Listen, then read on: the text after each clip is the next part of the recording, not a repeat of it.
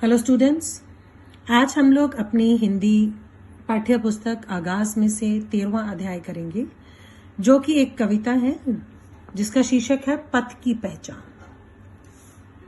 इस कविता के रचयिता सुप्रसिद्ध कवि श्री हरिवंश राय बच्चन जी, यानी कि अमिताभ बच्चन के पापा, उनका बात है, उनके फादर की बात है। ये वो बहुत अच्छे कवि थे और ये हरिवंश राय बच्चन जी ने लिखी है। इस कविता में कवि ने सही मार्ग को चुनकर उस पर निरंतर आगे बढ़ने का परामर्श दिया है। जो लोग अपने ऊपर विश्वास रखकर आगे बढ़ते हैं वे ही जीवन में सफल होते हैं। उनका परामर्श मीन्स उन्होंने बताया है, एक सुझाव दिया है। इस कविता के माध्यम से लोगों को ये बताने की कोशिश की है कि आप हमेशा निरंतर एक सही मार्ग का चुनाव कर ही आगे बढ़े। कभी भी कुछ करने से पहले एक सही मार्ग को चुन लेना, अपने अंदर एक सही किसी बात को लेकर निश्चय कर लेना कि हाँ, मैं इस काम को करूंगा, और लेकिन वो काम ऐसा होना चाहिए जो सही रास्ते पर जाने वाला हो, आपको बुराई के रास्ते पे ले जाने वाला रास्ता ना हो। ऐसा काम करो जिसमें आपका अच्छा और भला हो। पूर्व चलने के बटोही बाट की पहचान कर ले। मीन्स इस पे दो तरीकों से हो सकता है, पूर्व की ओर चलने वाले या चलने से पूर्व। हे बटोही, यात्रा करने वाले यात्री, बाट की पहचान कर ले, मतलब रास्ते की पहचान कर ले। बाट होता है, बटोही अगर यात्रा करना वाला है तो रास्ते पर चलने वाला है, तो बाट जो है वो क्या है, रास्ता है। उस रास्ते की पहचान कर ले, चलने से पहले देख ले, उसको अच्छे से भाल ले, अच्छे से समझ ले कि वो रास्ता सही तरीके से या सही जगह पर पहुंचने वाला है, कहीं आपको कहीं गलत रास्ते पर तो नहीं लेके जा रहा। पुस्तकों में है नहीं छापी गई इसकी कहानी।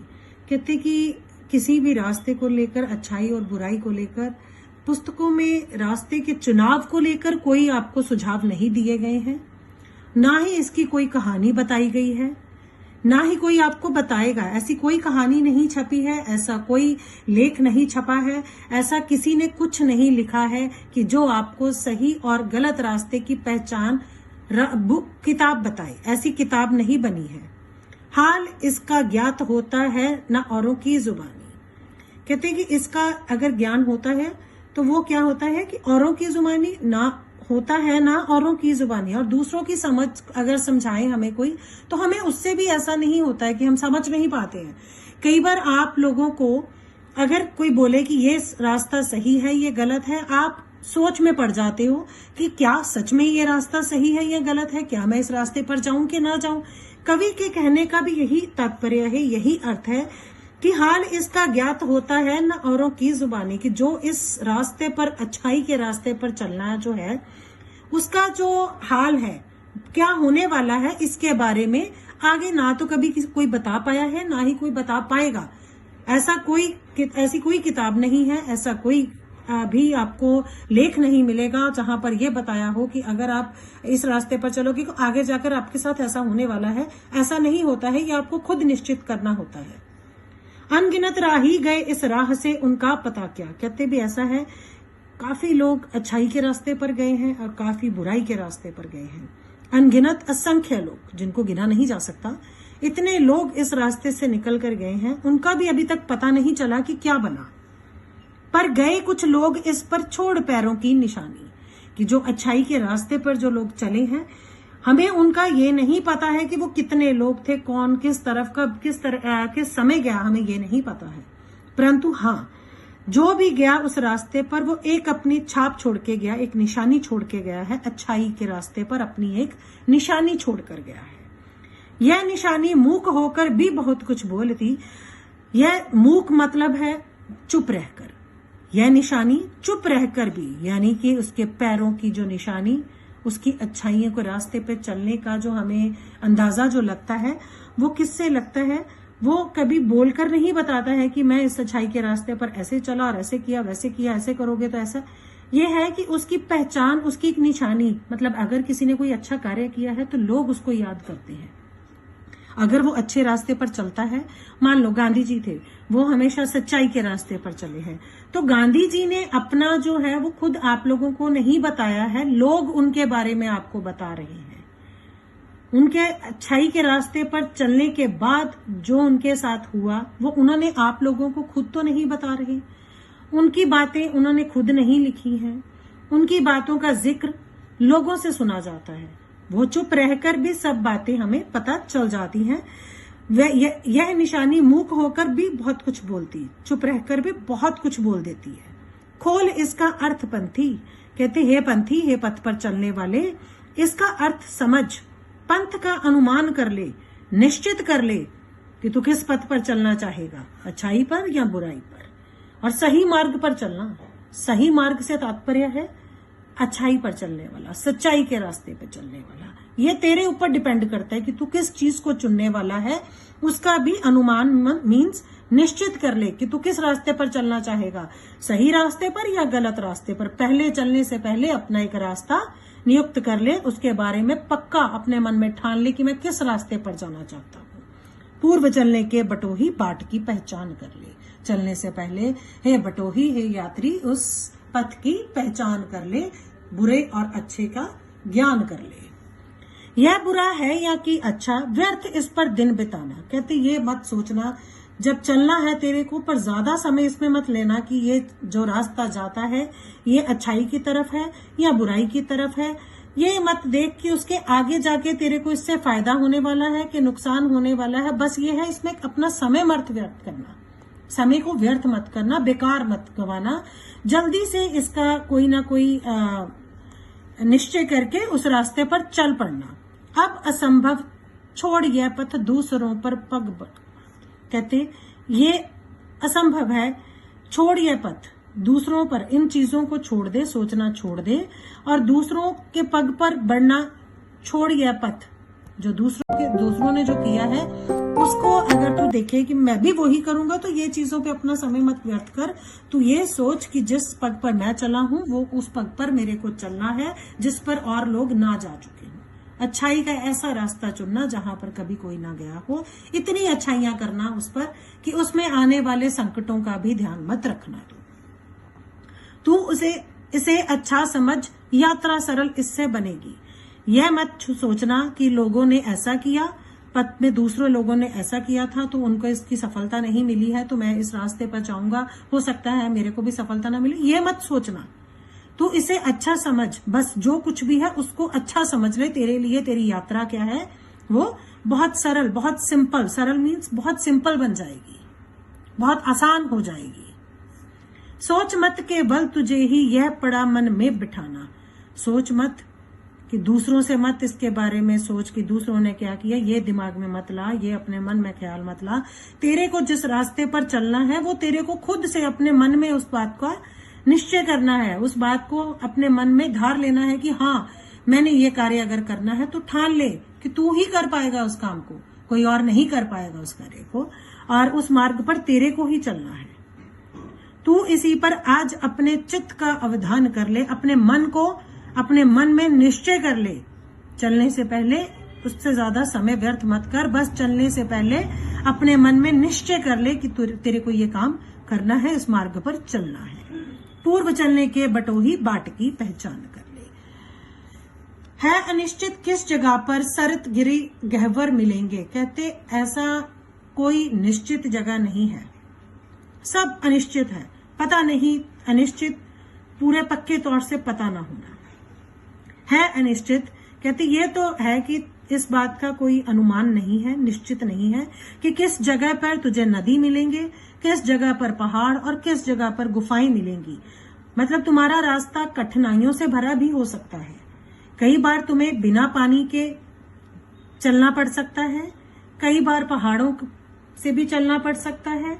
आप इन चीजों को अगर देखें तो ये मतलब अगर कोई इंसान सच्चाई के रास्ते पर चलता है तो कई बार उसे बहुत कठिनाइयों का सामना करना पड़ता है, भूखे भी रहना पड़ता है, प्यासे भी, रात भी दुख में काटनी पड़ती है। तो ये सब चीजें अनिश्चित किस जगह पर नदी, ये पहाड़, गुफाएं मिलेंगी, ये इसका तात्पर्य उसी चीज से है कि पता नहीं तेरे जीवन में जब तू सही रास्ते पर चलेगा, सही मार्ग पर चलेगा, पता नहीं कौन कौन सी कठिनाइयां आने वाली है, इसका भी कोई अंदाजा नहीं है, कोई भी अनुमान नहीं है कि किस जगह पर तेरे को नदियां मिलेंगी, किस जगह पे पहाड़, और किस जगह पे तुझे सर झुकाने के लिए गुफाएं भी मिल सकती हैं। है अनिश्चित किस जगह पर बाग वन सुंदर मिलेंगे। कहते ये भी हमें नहीं पता है, और तेरे को भी ये नहीं पता चल पाएगा कि किस जगह पर तुझे बाग मिलेंगे और जंगल मिलेंगे, सुंदर सुंदर लहलहाते हुए, सुंदर से हरियाली से भरे हुए जंगल मिलेंगे। ये भी नहीं पता है कि जिसमें तेरे को सुख अनुभव हो, अच्छा अनुभव हो, गर्मी महसूस ना हो, थोड़ी ठंडक मिले, तेरी राह जो है वो आसान हो जाए। इसका भी हमें कुछ पता नहीं है। किस जगह यात्रा खत्म हो जाएगी, किस जगह यात्रा खत्म हो जाएगी, यह भी अनिश्चित। कहते कि यह भी नहीं पता है कि तेरी यात्रा कितनी लंबी चलेगी और कितना समय तेरे को उस मार्ग अपनी मंजिल पर पहुंचने में कितना समय लगेगा, ये भी कोई निश्चित नहीं है। ये भी क्या है, अनिश्चित है कि हो सकता है तू चले और तू सही मंजिल पर पहुंच जाए बहुत जल्दी, तेरे को ज्यादा कठिनाइयों का सामना भी ना करना पड़े। हमें इस रास्ते का कोई अंदाजा नहीं होता है जब हम अच्छाई के रास्ते पर चलते हैं। है अनिश्चित कब सुमन कब कंटकों के शर मिलेंगे। अनिश्चित के कब सुमन मीन्स फूल, कंटकों के शर, कंटक होते हैं कांटे, और शर जिसको बाण कहा जाता है, भाला कहा जाता है, आगे से नुकीला होता है, एरो को कहते हैं, ऐसे बना होता है, पीछे उसके ऐसे, तो ये नुकीली चीजें, तीखी चीजें।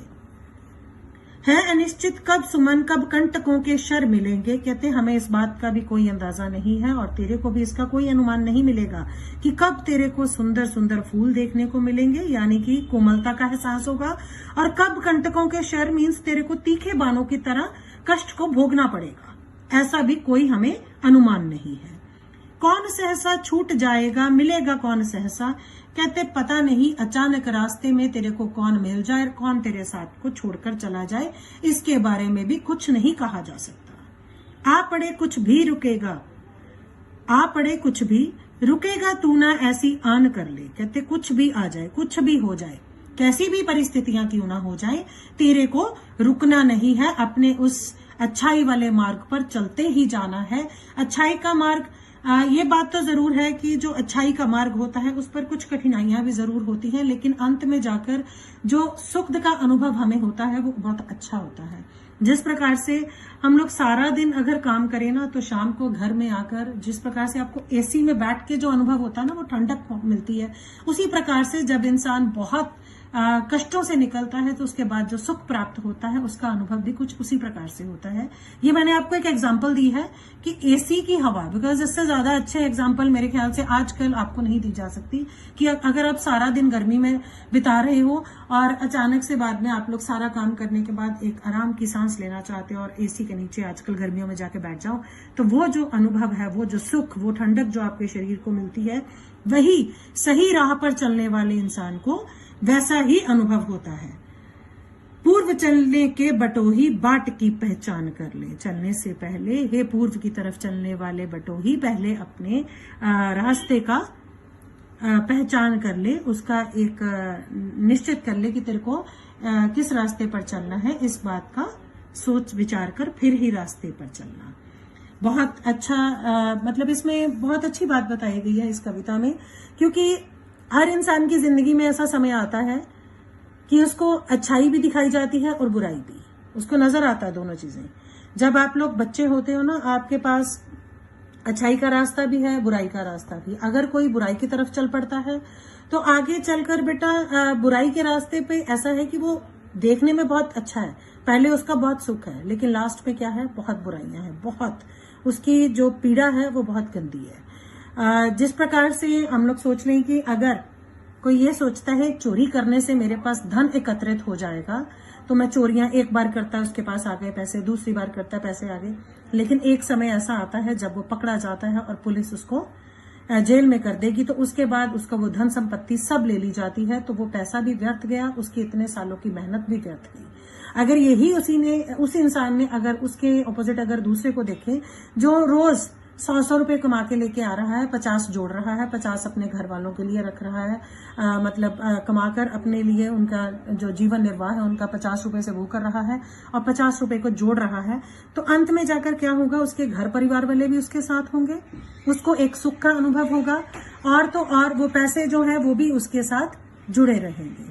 तो मेरे इस कविता में जो हरिवंश राय बच्चन जी ने कहा है, मेरा कहना भी यही है कि हमेशा चलने से पूर्व हमें अपने रास्ते की पहचान कर लेनी चाहिए। किसी भी रास्ते पर चलने से पहले ये निश्चित जरूर कर लेना चाहिए कि क्या वो रास्ता सही है या गलत है।